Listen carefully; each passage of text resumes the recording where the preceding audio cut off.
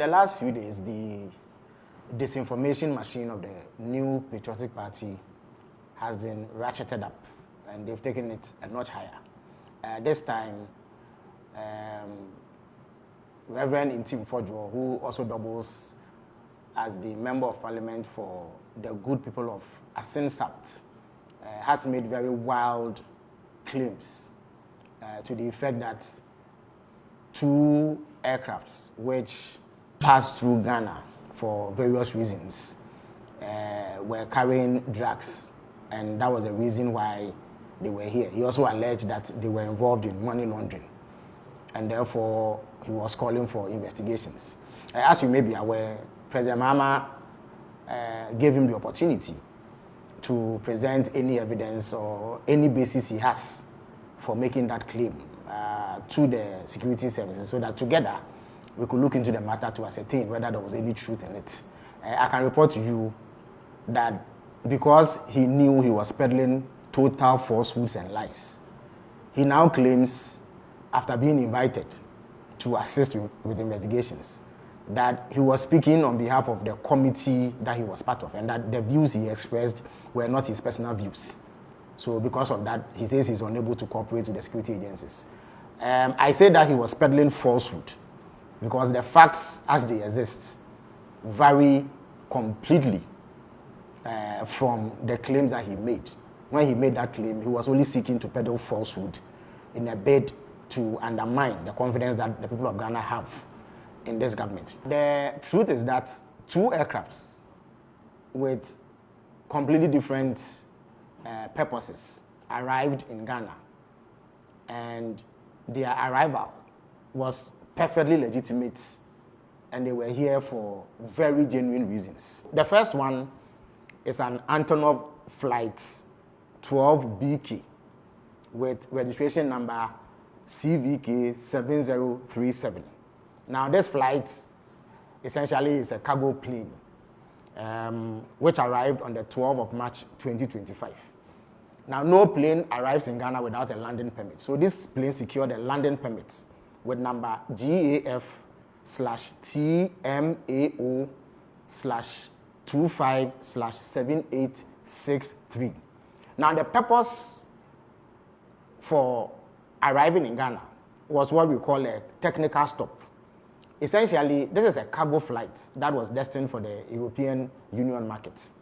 And European Union regulations dictate that some specific regulatory requirements be met before any plane of that sort can enter the EU. Now, this plane originated from Luanda in Angola. It was loaded with oil drill equipment and lubricant oil, which were contained in jerrycans. It was headed for the EU market. Now, Luanda does not have the certification to carry out the sort of requirements that this plane had to meet before entering the EU market. Now, the specific requirement is a scanning and screening RA3 procedure, which is a requirement to enter the European Union. Luanda doesn't have it. The Swiss cargo facility at the Kodoka International Airport has that certification, and they can do that kind of scanning. Whilst here, it developed an engine blade fault.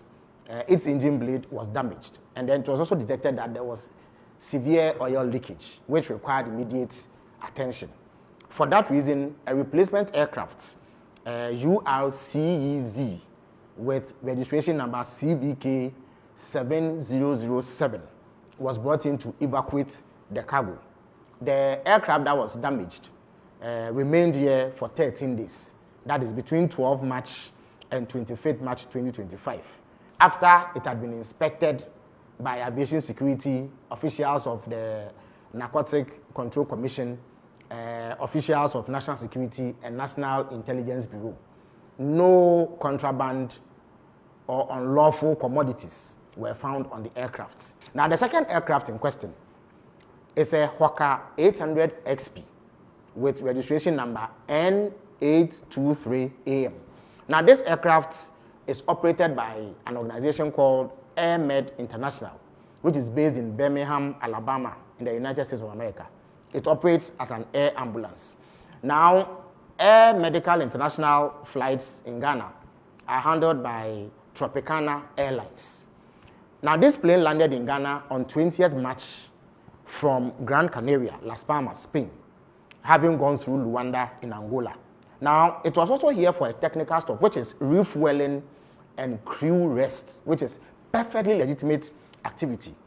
It was cleared to land in Ghana with clearance number GAF TWXR 252604 OFAA 0297/25. Now, whilst it was landing in Ghana, it developed a tire burst and some difficulty with its landing gear, and therefore needed to remain here to be serviced. So another aircraft with registration number N864 arrived on 22nd March with tires and flight engineers from Luanda to replace the damaged tires of the aircraft. Now, once this was fixed, it departed the Kotoka International Airport on 25th March. The aircraft was once again inspected by officials of aviation security, officials of national security, officials of the National Intelligence Bureau, and NACOC, who made sure that it did not contain any unlawful substances, as alleged by Reverend Ntim Fodjour. So, in a nutshell, the claims of Ntim Fodjour are false. He cannot prove it. That is why he is running away from the investigative bodies. He is unable to provide any shred of evidence to back his claim. I urge you to be wary of a desperate MPP that believes that the best way to claw his way out of the humiliating defeat they suffered in December 2024 is to peddle these falsehoods under the guise of performing legislative oversight. Whilst we welcome legislative oversight and scrutiny and criticism of any sort aimed at ensuring that we improve upon governance, it is important to condemn this level of political obscurantism, which is deliberately targeted at misinforming people and misleading the public and bringing government's name into disrepute for no reason. Reverend Ntim Fodjour has failed to honor the invitations extended to him by national security because he does not have a shred of evidence, and he will never be able to provide any evidence to back his claim because none of the things that he said were true.